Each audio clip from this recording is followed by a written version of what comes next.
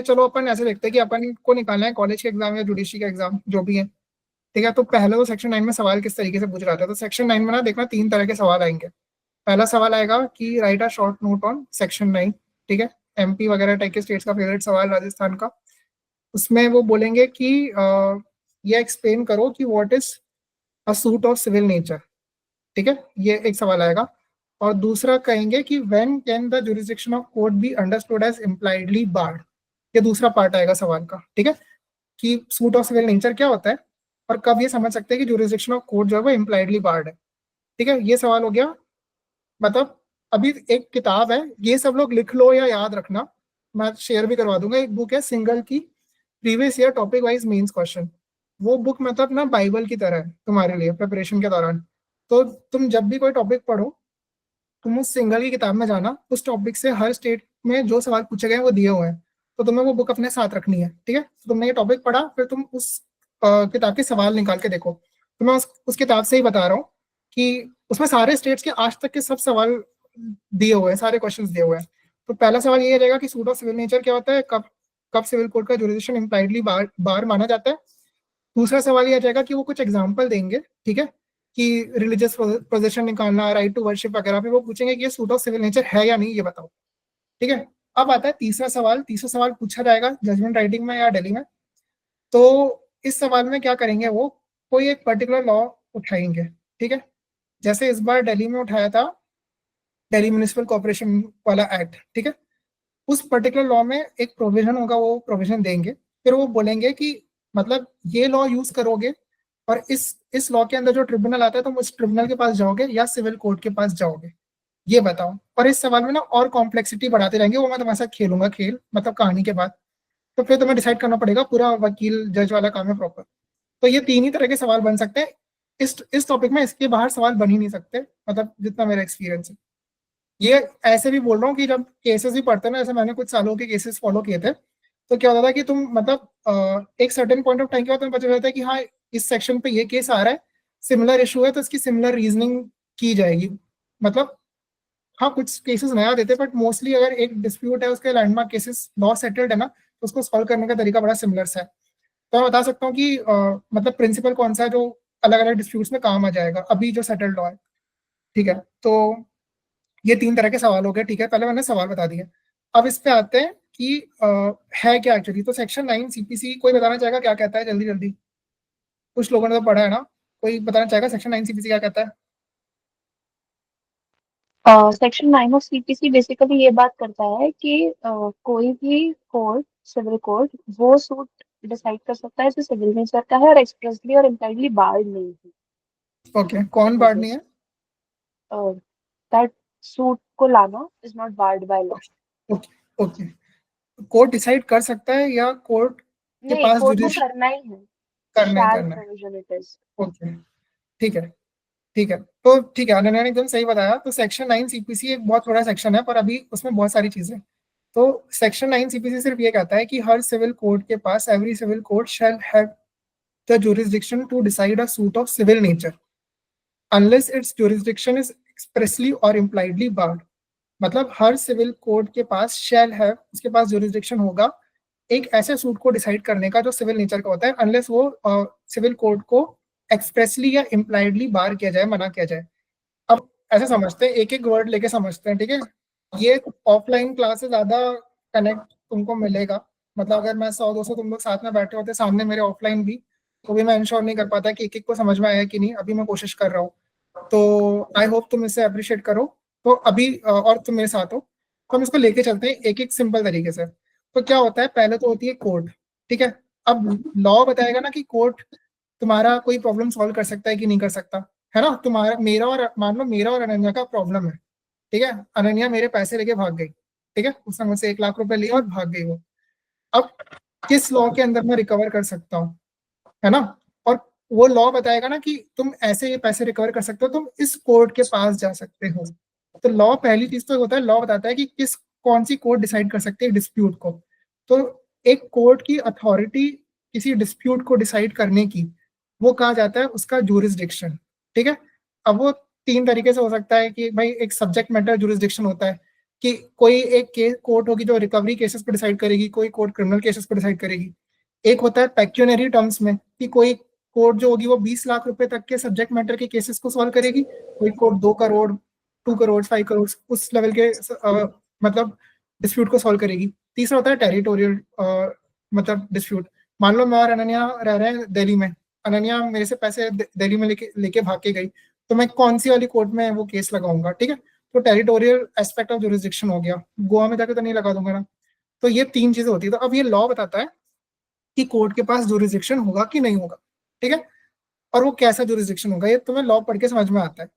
अब एक basic concept है, सबने पढ़ा होगा कि जहां पे राइट होता है वहां पे रेमेडी होती है। पढ़ा है मैक्सिम सबने कि जहां पे भी राइट है वहां रेमेडी है। You just very bad. हाँ, वो भी You be just just remedy है। yes. ब्यूटीफुल, सही सही सही। तो हाँ, ये मैक्सिम ऋतिक को एकदम मस्त याद है। तो एग्जैक्टली, तो जहां राइट होगा वहां रेमेडी होगी, ठीक है। तो अब अगर सिविल डिस्प्यूट होगा तो किसके पास जुरिस्डिक्शन होना चाहिए? सिविल कोर्ट के पास। तो अब कोई मुझसे पूछना चाहेगा सिविल डिस्प्यूट क्या होता है, कोई बताना चाहेगा कि सिविल डिस्प्यूट क्या है? बताओ, सिंपल था। What is a civil dispute? Civil क्या होता है? सिविल राइट क्या होता है? अच्छा बताओ, सिविल प्रोसीडिंग क्या होती है? So civil rights or civil proceeding basically मतलब it involves matters related to money, property or the rights which are civil in nature basically. Civil in nature की सिविल? Civil in अच्छा, nature. Basically, with criminal civil laws, it includes personal rights also, Yeah. Okay, personal rights ये Right किसने to बोला? personal rights. related to contracts and okay business disputes also, okay not criminal ones. Which is okay, the तो civil. दामिन का point ये है क्या कि civil वो होता है जो क्रिमिनल नहीं होता है? No, मेरे no, sir. साथ है No, no, yes, yes. No, sir. I'm saying कि जिसमें personal rights included रहती हैं, property rights हो गई, inheritance based cases हो गई, वो सारे हमारे civil courts के अंदर डील किए जाएंगे. सिविल कोर्ट में आते हैं, ठीक है। और ऋतिक का पॉइंट क्या था? ऋतिक ने कुछ एग्जांपल बताए थे। So basically वही पर्सनल एंड प्रोप्राइटरी राइट्स हो गए जिसमें मनी इन्वॉल्व है एंड ओके जिसमें आपको सिविल लीगल राइट के तौर पे वो मिला है। Okay, This is personal not rights. criminal in nature. ये भी एक चीज है। Okay, personal rights and property से रिलेटेड राइट्स सिविल होते हैं ऋतिक के अकॉर्डिंग, दामिन के अकॉर्डिंग होते हैं वही जो पर्सनल राइट्स हैं, और प्रियदर्शनी के according? Why? So something that's not criminal in nature. The criminal law, the Priyadarshini के idea according? of criminal law. Okay, Sir, am I audible Priyadarshini to के you? अकॉर्डिंग? हाँ हाँ, तुम Yes, ऑडिबल sir. हो, yes you are audible. So that it's which is very not different criminal from in the nature. criminal sphere, where there is no okay pecuniary interest is involved. Sorry, okay where there is no penal laws are not involved basically. And then okay typically personal rights, money, property okay, cool, is involved basically, sir. Got it.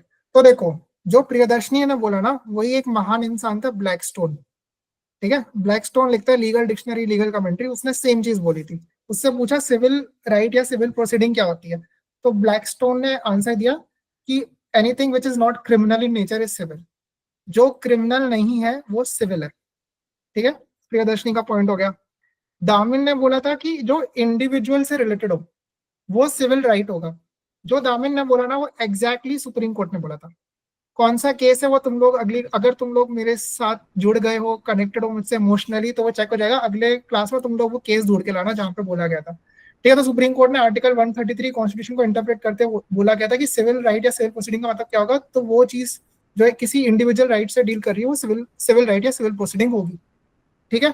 तो यहाँ पे civil के 2 मतलब समझ में आए, वो जो क्रिमिनल नहीं है वो सिविल है। पर ये कैसा हुआ? मतलब मुझे ब्लैकस्टोन की बात उतनी मजेदार नहीं लगती। मतलब अनन्या क्या है जो ऋतिक नहीं है, का क्या पॉइंट हुआ? ये कोई पॉइंट हुआ? दूसरा सुप्रीम कोर्ट का था कि जो इंडिविजुअल राइट से डील करता है सिविल, उस प्रोसीडिंग को सिविल मानेंगे। ये थोड़ा मेरे को बेहतर लगा, पर ये भी सफिशिएंट नहीं है पूरा समझने के लिए, ठीक है, अंडरस्टैंड करने के लिए। जैसे कॉर्पोरेट केसेस हैं, कंपनी से डील कर रहे हैं, अब उसको तुम क्या मानोगे, सिविल मानोगे कि नहीं मानोगे? वर्शिप से जुड़ा राइट है, पूरा ग्रुप एक्सरसाइज कर रहा है उस वर्शिप के राइट को, और वो क्रिमिनल भी नहीं है। पूजा करने का अधिकार, मंदिर में जाके वर्शिप करने का अधिकार, राइट, आर्टिकल 25 में दिया गया है, फंडामेंटल राइट। तो वो तो एक इंसान का नहीं है, पर्टिकुलर पर्सन का। वो क्रिमिनल भी एस्पेक्ट में नहीं आता है ऑब्वियसली, टेंपल में या मॉस्क में जाके वर्शिप करना।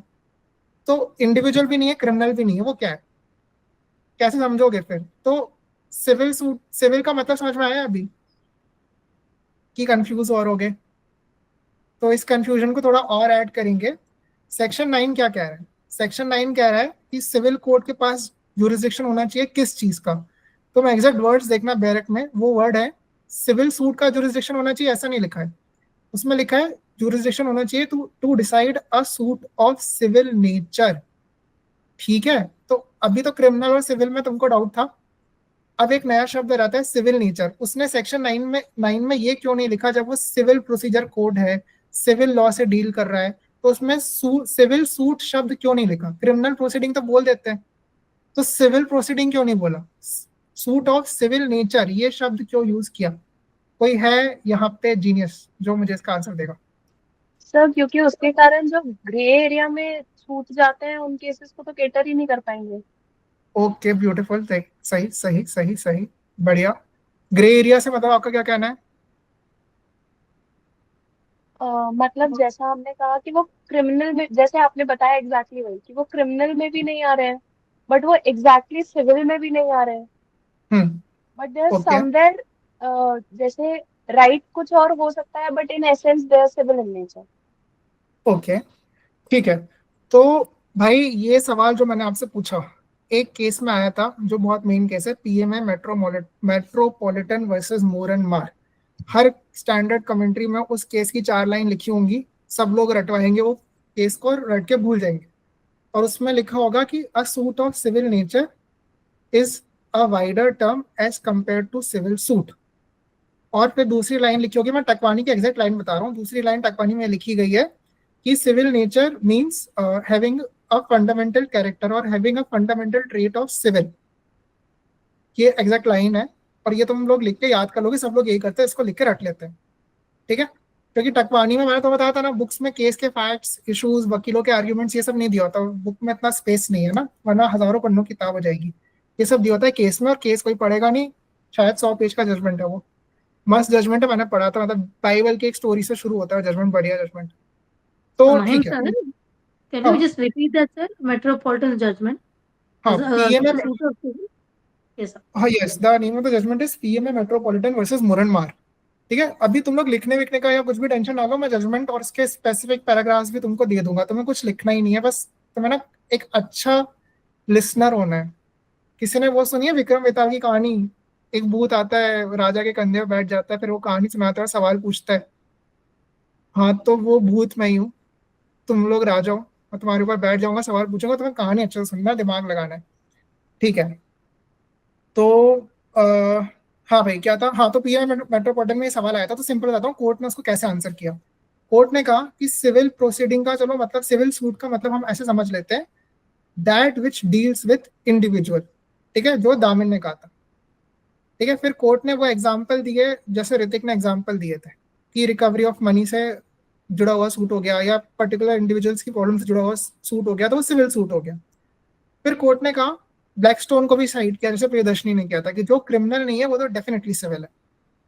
फिर कोर्ट ने ये बात बोली कि पर सेक्शन 9 वर्ड यूज करता है सिविल नेचर, वो इसलिए यूज करता है ताकि हम हमारी सिविल कोर्ट्स को एक ब्रॉडर जुरिस्डिक्शन देना चाहते हैं। कहीं हमारा प्रोसीजर का लॉ ही ना ऐसा कह दे, ऐसा कोई एलिमेंट ना डाल दे कि फिर लोग कोर्ट के पास ना जा पाए, हम चाहते हैं कि लोग कोर्ट के पास जाएं। तो जिस सूट को एग्जैक्टली सिविल सूट की तरह या एग्जैक्टली इंडिविजुअल राइट से जुड़ा नहीं समझ पा रहे होंगे, वो सूट भी, उस सूट के लिए भी आप कोर्ट में जा सकते हो, उस प्रॉब्लम के लिए भी कोर्ट में जा सकते हो। मतलब जो प्रॉब्लम एग्जैक्टली इंडिविजुअल राइट या टिपिकली सिविल शब्द के अंदर नहीं आती, उस प्रॉब्लम के लिए भी आप कोर्ट में जा सकते हो। इसलिए जानबूझ के लॉ ने वर्ड यूज किया सूट ऑफ सिविल नेचर। अब भी मतलब नहीं समझ में आया होगा कोर्ट में वकीलों को, अब भी मतलब समझ में नहीं आया, तो जज ने उसको बहुत अच्छे से इलुस्ट्रेट भी किया। कैसे? उस जजमेंट का एक पैराग्राफ है, बता रहा हूँ उसको। एक्चुअली ना इस जजमेंट को मुझे 2 बार पढ़ना पड़ा था, मतलब मैं ना बहुत जल्दी पढ़ लेता हूँ, रीडिंग कॉम्बिनेशन बहुत बढ़िया है, मतलब जीमेट वगैरह दिया था, अच्छे नंबर आते मेरे, एक्सेप्शनल। पर वो जजमेंट को मुझे 2 बार पढ़ना पड़ा फिर भी, क्योंकि थोड़ा टेक्निकल था। तो खैर, ये बैग नहीं करो, बता रहा हूँ मैं बस, तो इस पर ध्यान से सुनना। तो कोर्ट ऐसा क्यों बोलती है, एग्जाम्पल क्या देती है कोर्ट? ये बताती है, देखो सिंपल तरीके से समझो, कोई फाइनल डेफिनेशन नहीं है इस चीज का। कोर्ट ये कहती है कि पहले ना सिर्फ 2 तरह के केस होते हैं, civil case, criminal case. Ananya मेरे पैसे चोरी करके भाग गई, ऋतिक ने मुझे मार दिया या प्रियदर्शनी ने मुझे मार दिया, सिविल और क्रिमिनल दो ही तरह के डिस्प्यूट होते थे। तो दो ही तरह के डिस्प्यूट होते थे, ठीक है। तो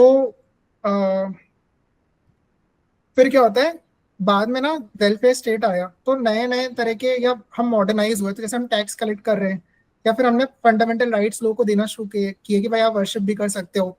फिर कंपनी के स्ट्रक्चर इन्वॉल्व हुए, तो उन स्पेशल एक्टिविटीज को रेगुलेट करने के लिए स्पेशल लॉज आए, जैसे इंडस्ट्रियल ट्रिब्यूनल से जुड़ा लॉ, या कंपनीज आए, कॉर्पोरेट स्ट्रक्चर से जुड़ा लॉ, ठीक है। तो फिर जैसे एक अनन्या मेरे पैसे चोरी करके भाग गई, तो एक जो सिंपल सिंपल जो सिविल डीलिंग्स होती थी ना पहले जमाने की, जब इंडस्ट्री वगैरह नहीं थी, उसको तो तुम रिकवरी केस से हो गया, ब्रीच ऑफ कॉन्ट्रैक्ट, ये सब से डील कर सकते थे। पर अगर कोई कॉर्पोरेट रिलेटेड इशू आ जाए, सिक्योरिटी से जुड़ा कोई इशू आ जाए, इंडस्ट्री से जुड़ा इशू आ जाए, फंडामेंटल राइट से जुड़ा इशू आ जाए, तो उसकी अंडरस्टैंडिंग नहीं थी ना, उसके लिए नए ट्रिब्यूनल्स बनाए, तो उन नए ट्रिब्यूनल्स के लिए नए लॉज बनाए गए। तो फिर बाद में सबने ये माना कि जो पुराने तरह के केसेस हैं या जो बहुत रूडिमेंट्री केसेस हैं, वो एक सिविल सूट हो गया, जो एक इंडिविजुअल राइट से डील कर रहे हैं, simple cases, recovery of money, property type के। पर इसके अलावा भी जो नए तरह के केस आते हैं, वो सिविल सूट तो नहीं है, पर वो क्रिमिनल भी नहीं है, वो एक्चुअली सिविल नेचर के हैं, ठीक है। मतलब वो एक रॉन्ग अगेंस्ट सोसाइटी इन्वॉल्व नहीं करे, बस वो सिविल नेचर के है। तो इसलिए सिविल कोर्ट्स के पास जुरिस्डिक्शन होगा। एक मतलब राइट टू वर्शिप की भी अगर तुम एप्लीकेशन लेके जाओगे तो कोर्ट के पास जुरिस्डिक्शन होगा उसको डिसाइड करने की। कॉर्पोरेट की भी लेके जाओगी तो भी सिविल कोर्ट के पास जुरिस्डिक्शन होगा। तुम एज अ कंपनी जाओगी तो तुम्हारे कंपनी डिस्प्यूट को डिसाइड करने का भी उसके पास होगा, लेबर का भी होगा, ठीक है। तो ये वर्ड ना सिविल सूट और सिविल नेचर समझ में आया। अब 1 मिनट बचा है, अपन आई थिंक 2-3 मिनट या 4 मिनट और एक्सटेंड करेंगे, बस मैं इसको खत्म कर रहा हूँ पूरी पार्ट को, ठीक है। तो चाहे जबरदस्ती दे दी गई थी तो आता है फाइनल कि क्या कहते हैं, हाँ सॉरी, ठीक है, कि सूट ऑफ सिविल नेचर का जुरिस्डिक्शन होगा कोर्ट के पास डिसाइड करने का। और इसमें एक बहुत शानदार लाइन आती है आखिरी में, किसके पास जुरिस्डिक्शन होगा, सिविल कोर्ट के पास होगा। जुरिस्डिक्शन क्या होता है, अथॉरिटी टू डिसाइड, मतलब हर सिविल कोर्ट के पास अथॉरिटी है ये डिसाइड करने की, अगर वो disputes suit of civil nature हो, मतलब सिविल नेचर का डिस्प्यूट हो। अनलेस, बट, जैसा होता है ना I love you but as a friend, तो वैसे ही रहता है कि unless the jurisdiction is expressly और इम्प्लाइडली बार्ड, मतलब कोर्ट के पास जुरिस्डिक्शन होगा अनलेस उस जुरिस्डिक्शन को एक्सप्रेसली या इम्प्लाइडली बार कर दिया हो, ना कर दिया हो। अब ये एक्सप्रेस और इम्प्लाइड बार का मतलब क्या होता है, कोई बताएगा एक्सप्रेस बार मतलब क्या होता है? हाँ लिमिटेड जुरिस्डिक्शन। हाँ ओके, अश्विन बताया जुरिस्डिक्शन से जुड़ा कुछ, तो एक्सप्रेस बार मतलब क्या?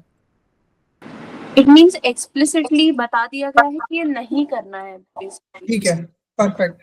और इम्प्लाइड बार मतलब? इट इज डायरेक्टली नहीं बोला गया है बट कोई ऑल्टरनेटिव चीज प्रोवाइड कर दी है, विच मीन्स कि आपको उस मेथड में जाना है, लाइक ट्रिब्यूनल्स पे जो केसेस होते हैं कि स्पेसिफिकली ट्रिब्यूनल्स पे जाना है, दैट मीन्स कि आपको सिविल कोर्ट नहीं जाना। That is perfect perfect perfect, exactly यही होता है। तो मतलब क्या होता है, सिविल कोर्ट होती है एक सिंपल, ठीक है, और एक स्पेशल कोर्ट होती है जो ट्रिब्यूनल्स होते हैं, करेक्ट।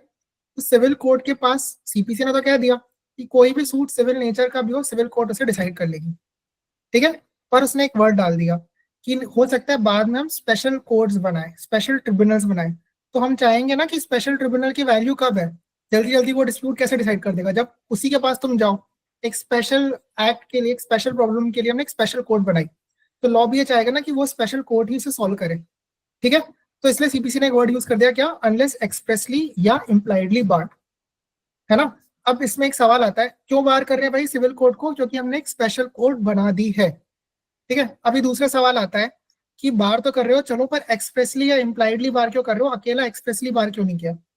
सीधे सीधे मना कर दो ना, एक स्पेशल कोर्ट बना दिया, एक्सप्रेसली बार करो, हटाओ, इम्प्लाइडली बार क्यों कर रहे हो, है ना।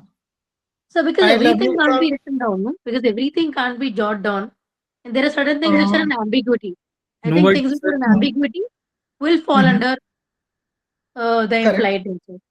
करेक्ट, ठीक है। प्रियदर्शनी का पॉइंट था कि कुछ कुछ चीज, हर चीजें जरूरी नहीं हर चीजें लिख के बोली जा सके, कभी कभी एम्बिगुअस होता है तो उसको इम्प्लाइड बार समझ लेंगे, सर है आई ना गेस प्रियदर्शनी। यहाँ पे एक चीज छोड़ी गई है कि मतलब यहाँ पे एक्सप्रेसली इसलिए भी बाहर नहीं करा गया है क्योंकि देयर इज अ प्रोविजन, मतलब नॉट अ प्रोविजन बट ये भी देखा गया है कि कई जगहों पे कोर्ट, सिविल कोर्ट का इंटरफेरेंस होता है even when there is a special law और स्पेशल कोर्ट्स में जो डिस्प्यूट है वो इंस्टीट्यूट हुआ है, लेकिन कोर्ट उसमें इंटरफेयर कर सकती हैं when that special courts are not following the natural justice और समथिंग। या so this is the case. हाँ, तो मेरे को ऐसा लगता है कि एक्सप्रेसली वो नहीं बताया गया है, एक कारण ये भी है। और मतलब कई और ग्राउंड्स हो सकते हैं कि सिविल कोर्ट भी इंटरफेयर कर सकती है, और अगर एक्सप्रेसली बार कर देते तो फिर वो उसका कोई रोल नहीं होता।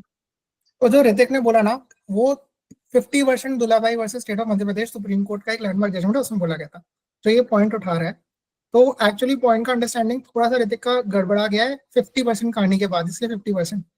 तो दुलाभाई में एक्सप्रेस और इम्प्लाइड बार का मतलब ये नहीं होगा कि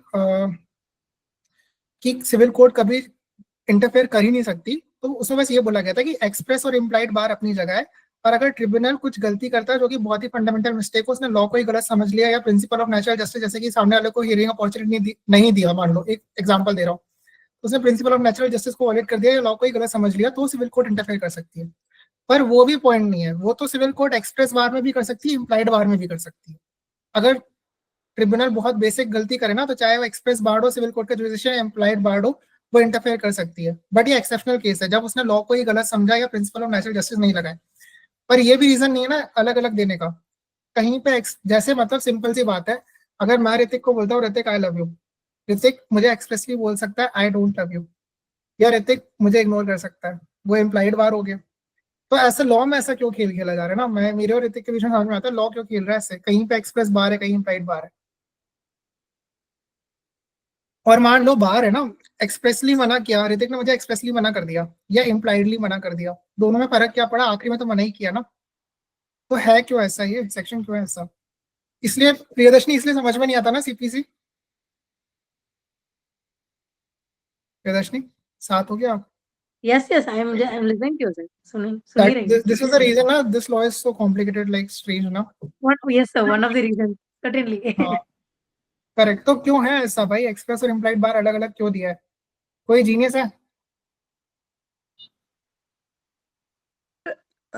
सर एक्सप्रेसली में भी जो कि लॉज में डायरेक्टली दिया हो, और इम्प्लाइडली जो केसेस का मे बी नेचर उनसे थोड़ा डिफरेंट हो, और लीगल प्रिंसिपल्स उनके अलग जाना, दैट्स व्हाई ओके इम्प्लाइडली। ठीक है, वन ऑफ द आंसर्स ये ले सकते हैं, चलो कि कभी कभी तो ठीक है। तो एक मोटा मोटा पॉइंट ये निकल के आता है कि कभी कभी ना बहुत क्लियरली नहीं लिख सकते।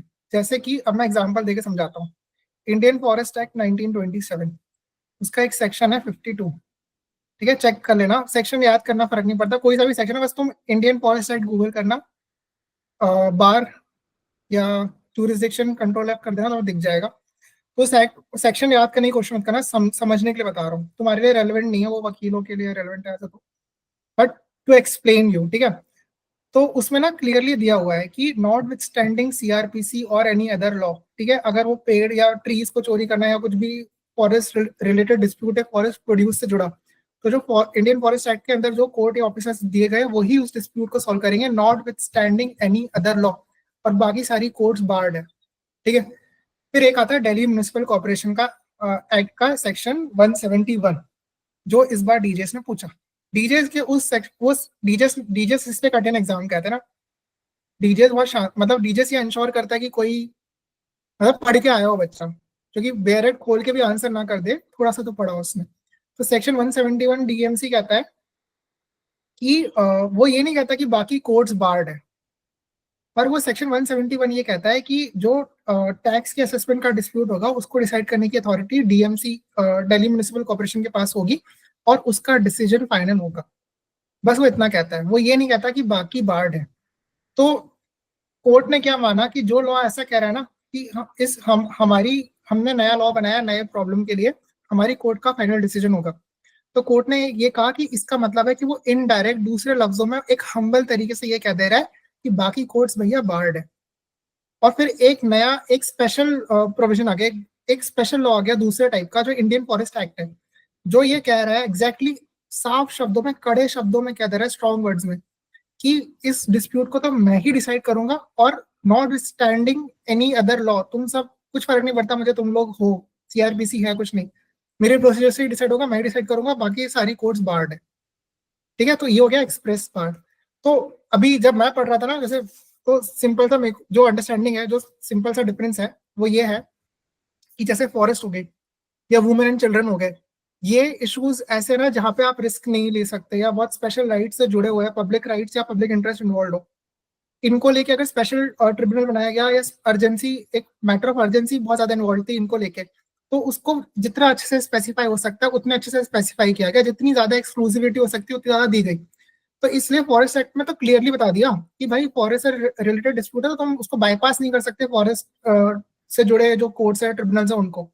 ठीक है, पर जो टैक्स असेसमेंट टाइप के जो सिंपल डिस्प्यूट हो गए ना, जनरल सिविल डिस्प्यूट जिसमें कोई पर्टिकुलर पब्लिक इंटरेस्ट इन्वॉल्व नहीं है, पर फिर भी एक एक्सपीडियंसी के लिए कि जल्दी जल्दी केस सॉल्व हो जाए, हम स्पेशल ट्रिब्यूनल लेके आए या उनके नेचर ऑफ सब्जेक्ट को लेके स्पेशल कोर्ट्स लेके आए, तो उनमें हम फिर भी जो मेन जो है ना, उनमें हम किसी एक कोर्ट को पावर देंगे कि उनकी स्पेशल कोर्ट उसे डिसाइड कर ले। तो एक इम्प्लाइड बार क्रिएट किया ताकि कोई एंसिलरी मुद्दा उनसे जुड़ा हो ना, मतलब टैक्स, बिल्डिंग के असेसमेंट से जुड़ा, आसपास की जमीन कैसी थी, जोन प्लान में वो बिल्डिंग थी कि नहीं थी, जो भी कुछ मतलब एक्सेसरी इश्यूज हो ना, उनको डिसाइड करने का तो चलो जुरिसडिक्शन सिविल कोर्ट के पास रहेगा, इसलिए एक एम्बिग्विटी हल्की सी छोड़ दी, सीधे सीधे कड़े शब्दों में या बहुत स्ट्रिक्टली नहीं कहा गया। ठीक है, तो ये तो मैंने डिफरेंस बता दिया कि कहीं पे इम्प्लाइड बार है, कहीं पे एक्सप्रेस बार है, पर ये प्ले आउट कैसे करता है असली में, तो ये प्ले आउट ऐसे करता है, ये चीज ना दुलाबाई वर्सेस स्टेट ऑफ मध्य प्रदेश में कोर्ट ने दी गई थी, इसी को वकील यूज करते हैं, फाइनल यही सॉल्यूशन होता है।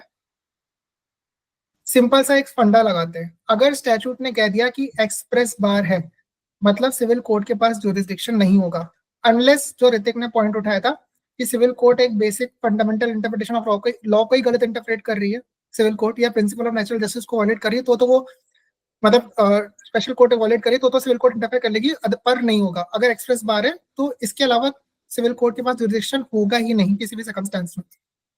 इम्प्लाइड बार में ना दुलाबाई ने कहा कि एक स्पेशल चीज कर सकते हैं, जो कि सिर्फ इम्प्लाइड बार है और एक्सप्रेसली बोल के बार नहीं किया गया। तो इम्प्लाइड बार में कोर्ट के पास एक ऑप्शन रहेगा, क्या देखने का ऑप्शन रहेगा, कोर्ट ये देखेगी, कोर्ट क्या देखेगी इम्प्लाइड बार में, कोर्ट ये बोलेगी कि चलो भाई इम्प्लाई तरीके से बार किया गया था, मतलब इम्प्लाई तरीके से कैसे बार किया गया कि ये डिस्प्यूट है टैक्सेशन से रिलेटेड, मेरा नाम है दिल्ली म्युनिसिपल कॉर्पोरेशन, मेरा एक्ट है डीएमसी 1957, मेरा ट्रिब्यूनल इस डिस्प्यूट को सॉल्व करेगा। ये नहीं बोला कि बाकी सिविल कोर्ट नहीं करेगी, सिर्फ एक इम्प्लाइड तरीके से बाहर कर दिया कि मैं कर रहा हूँ।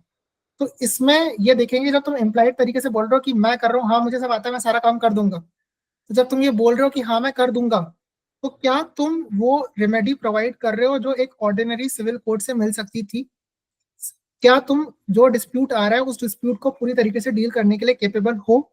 अगर तुम हो तो सिर्फ तुम करो, जो कि इम्प्लाइड बार है। पर जहां पे लिख दिया एक्सप्रेस बार, तो वहां पे तो सोचना ही नहीं है, जब स्टैट्यूट नहीं कह दिया कि एक्सप्रेस बार है तो वहां तो तुम्हें जाना ही नहीं है। ये चीज सिंपल सी कही गई थी दुलाबाई वर्सेस स्टेट ऑफ मध्य प्रदेश में। ठीक है, तो ये मैंने तुमको पूरा जर्नी ऑफ सेक्शन 9 समझा दिया है। अब इस पॉइंट के बाद सेक्शन 9 से जुड़ा कोई सा भी सवाल आ जाए तुम लोग सॉल्व कर दोगे, सवाल छोड़ो, कोई केस आ जाए तुम लोग सॉल्व कर दोगे, मतलब अगर तुम वकील भी हो ना, कोई केस में डिस्प्यूट आ जाए तुम आर्ग्यू कर दोगे। तो यहाँ पे कहानी खत्म, क्लास खत्म। आई होप तुम्हें अच्छा लगा हो। अब कुछ क्वेश्चंस दूंगा जो जुडिशरी एग्जाम्स में पहले पूछे गए थे इंक्लूडिंग दिल्ली, और तुम सॉल्व करके देखना, जो चाहे तो मुझे सॉल्व करके बता भी सकता है, मतलब मैं अप्रिशिएट करूंगा कि तुम सब सॉल्व करो। नेक्स्ट क्लास में मैं तुम्हारे आंसर चेक करूंगा, ठीक है। और नेक्स्ट क्लास में हम, अभी तो सिर्फ स्टोरी सुना है ना, नेक्स्ट क्लास में मैं तुम्हें पर्टिकुलर नोट्स में हाईलाइट करके बताऊंगा कहाँ कहाँ चीजें दी गई है, और रेडीमेड नोट्स दूंगा जिसको पढ़ के तुम्हारा काम हो जाएगा, ठीक है। तो अब ये बताओ, एक एक करके सब बताना समझ में आया कि नहीं और कैसा लगा, जल्दी जल्दी। और शायद मेन ब्लू पे फॉलो जिसने नहीं किया यार, मुझे वो फॉलो कर लो, शायद एक रिव्यू सिस्टम दिए, कर देना, जैसा तुम्हें सही लगे वैसे रिव्यू लिख देना, जो लगे स्टार देते या लिखते, या दोनों होता है शायद, तो दोनों कर देना जो ठीक लगे।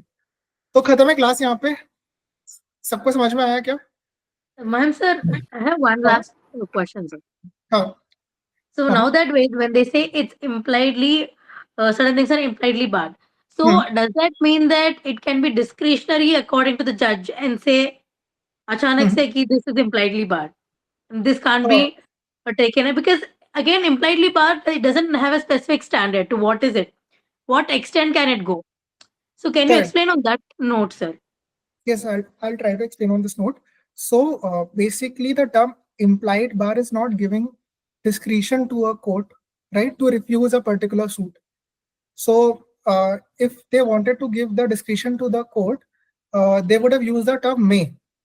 They would have simply used the term may, that the court may entertain or not entertain this depending on its discretion, right? But they did not use the term may. They basically use the term implied bar. So what they mean is that the law is not specifying that it bars the jurisdiction of other courts, but from the nature of the act, right, from the particular provisions present in the act, it can be implied or it can be understood that the jurisdiction of other courts is barred. Simple सा, एक बार इसको बहुत ही आसान करने की कोशिश करता हूँ. प्रियदर्शनी अभी होना तो मेरे साथ. Yes, sir. I'm listening to you. हाँ, ठीक है. तो मान लो, ठीक है, एक एग्जांपल ले रहा हूँ, ठीक है, सिंपल एक ऑर्डिनरी ह्यूमन बीइंग एग्जांपल ले रहा हूँ. मान लो मैं और ऋतिक है. अब मुझे ऋतिक में इंटरेस्ट है, मस्त बंदा है ऋतिक, नाइस गाय है ना, उसको क्या कहते हैं, उसको उबी जैसी भी रेडियम एकदम मस्त याद था, मैं इंप्रेस हो गया ऋतिक से. अब मैं ऋतिक से जाके बोल रहा हूँ Hrithik I love you. Hrithik बोलता है no I don't love you. ठीक है, ये हो गया एक्सप्रेस बार की मत आना, अपना कोई सीन नहीं है. दूसरा चीज कि ऋतिक बहुत स्वीट है, हम्बल है, वो सीधे सीधे मुझे रिजेक्ट भी नहीं कर रहा है. ऋतिक मुझे बोल देता है कि मैं रिलेशनशिप में नहीं जाना चाहता, मुझे पढ़ाई करना है, मुझे जज बनना है. ठीक है, तो एक इम्प्लाइड हो गया कि आप बार्ड हो. या मैं ऋतिक के साथ रोज खाना खाता हूँ, ठीक है, अब ऋतिक ने मुझे बोल दिया कि हम दोनों आज खाना, ये नहीं बोला कि तुम मेरे साथ खाना मत खाओ, don't have food with me, ये नहीं बोला. उसने बोला कि अनन्या के पास फूड है, तुम वहां से रखे खा लो. ठीक है, तो वैसे तरह का इम्प्लाइड बार हुआ. इम्प्लाइड बार मतलब कि मैं तुम्हें मना नहीं कर रहा हूँ कि तुम्हारे पास जुरिसडिक्शन है नहीं, पर जो मैं कर रहा हूँ उससे इम्प्लीकेशन ये आता है कि तुम्हारे पास जुरिसडिक्शन नहीं है. तो लॉ के सेंस में क्या हुआ? लॉ के सेंस में दो होता है कि कोर्ट बोल देती है, लॉ बोल देता है कि केवल इस कोर्ट के पास जुरिसडिक्शन होगा और बाकी दुनिया किसी कोर्ट के पास जुरिसडिक्शन नहीं होगा. This is express bar. Law implied bar वाला गेम कैसे खेलता है? रिलेशनशिप में तो समझ में आ गया कैसे खेलते हैं, साइलेंट ट्रीटमेंट ये वो करके, है ना, या मैं सिर्फ दोस्ती में इंटरेस्टेड हूँ, मुझे पढ़ना है वरना, ये सब खेल लेते हैं. लॉ कैसे खेलता है? लॉ ऐसे खेलता है, लॉ कहता है कि एक स्पेशल एक्ट है, स्पेशल प्रॉब्लम है, उसके लिए मेरी स्पेशल कोर्ट है. तो जब लॉ कहता है कि इस स्पेशल प्रॉब्लम के लिए मेरी स्पेशल कोर्ट है, और वो कुछ ऐसे शब्द यूज करता है, लॉ कहता है, जो डीएमसी सेक्शन 171 में देखना क्या लिखा होगा कि judgment of the Delhi municipal corporation tribunal shall be final. ऐसे शब्द यूज कर देता है कि डीएम की अगर टैक्स असेसमेंट से रिलेटेड डिस्प्यूट आएगा, then Delhi municipal corporation tribunal will deal with it and the judgment of Delhi municipal corporation tribunal shall be final. तो इसका मतलब डीएमसी ये नहीं कह रहा है कि बाकी कोर्ट नहीं डील कर सकती, डीएमसी कह दे रहा है कि मैं डील करूंगी और मेरा जजमेंट फाइनल होगा. ठीक है, तो इसको हम मानते हैं इम्प्लाइड बार. फर्क बस इतना है कि डीएमसी वाले सर्कमस्टेंस में अगर मैं सिविल कोर्ट हूं और तुम मेरे पास आ गए एक टैक्स असेसमेंट से जुड़ा मुद्दा लेके, तो एज अ सिविल कोर्ट, जो कि डीएमसी के सेक्शन 171 में मैं एक्सप्रेसली बार्ड नहीं हूँ, सिर्फ इम्प्लाइडली बार्ड हूँ. मुझे दिख रहा है कि डीएमसी बना हुआ है, भाई वही काम करने के लिए बना हुआ है, तो मैं वहां पे क्यों जाऊंगा. फिर भी मैं एक बेसिक चीज ये देख सकता हूँ, एक बेसिक एनालिसिस ये कर सकता हूँ कि डीएमसी क्या वो रेमेडी दे सकता है जो मैं दे सकता हूँ. वो किसी भी टर्म्स में हो सकता है. क्या डीएमसी वो पेनल्टी इंपोज कर सकता है जो मैं इंपोज कर सकता हूँ? जो डिस्प्यूट तुम लेके आ रहे हो, क्या उस डिस्प्यूट के एग्जैक्टली जो स्पेसिफिक्स है वो पावर डीएमसी के पास डील करने के है कि नहीं? जो ऑर्डिनरली मैं कर लूंगा वो डीएमसी कर सकता है क्या? क्योंकि डीएमसी स्पेशल कोर्ट है तो मैं बोलूंगा जाओ डीएमसी के पास करवा लो. ये हुआ इम्प्लाइड बार का इम्प्लीकेशन. पर अगर एक्सप्रेस बार है, लिख ही दिया कि डीएमसी से जुड़ा डिस्प्यूट है नहीं डीएमसी, मतलब फॉरेस्ट एक्ट वाला एक्सप्रेस बार है कि भाई पेड़ उठा के भाग रहे हैं वो लोग, स्मगल कर रहे हैं, लिख ही दिया एक्ट ने कि नॉर्मल सिविल कोर्ट या दूसरी कोर्ट में नहीं जा सकते, तो मैं ये देखूंगा भी नहीं कि तुम क्या रेमेडी दे रहे हो, तुम्हारा पेनल्टी कैसा है. मैं बोलूंगा एक्सप्रेस बार है, खत्म मेरे पास, तो तुम आओ ही मत. मतलब कि ऋतिक जब मुझे बोलता है आई डोंट लव यू, तो मैं कुछ सोचूंगा ही नहीं. पर ऋतिक बोलता है आई वॉन्ट टू स्टडी, तो मैं सोच सकता हूँ ना मे बी कि शायद पढ़ाई के बाद ऋतिक का मन बदल जाए. तो वही है एक्सप्रेस और इम्प्लाइड बार का गेम. तो इम्प्लाइड बार में तुम्हें देखना पड़ेगा कि जो स्पेशल कोर्ट है उसके पास वो पावर है जो सिविल कोर्ट के पास है या नहीं, या स्पेशल कोर्ट उस डिस्प्यूट को डिसाइड कर सकती है जैसे सिविल कोर्ट कर सकती है या नहीं. अभी समझ में आया? Yes, sir. Very clearly. Thank you so much, sir. कोई नहीं, सही. तो ये सबको समझ में आ गया ना?